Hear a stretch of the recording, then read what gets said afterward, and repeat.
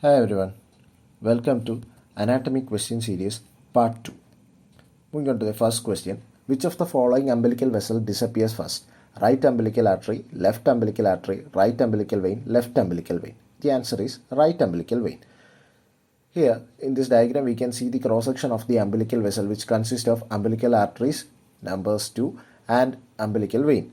So during the early embryonic development, both right and left umbilical veins are present and carry oxygenated blood from the placenta to the embryo.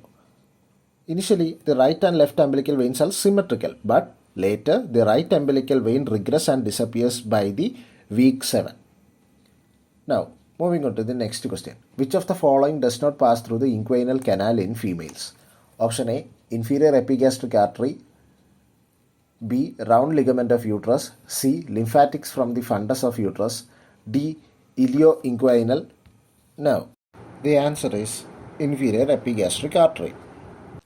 Moving on to the picture, here we can see that the inferior epigastric artery is outside the inguinal canal, and all the other contents like round ligament of the uterus, lymphatics from the fundus of uterus, and ilioinguinal canal, inguinal nerve are within the inguinal canal.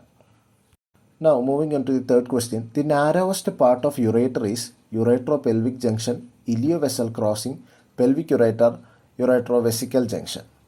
The answer is uretrovesical junction.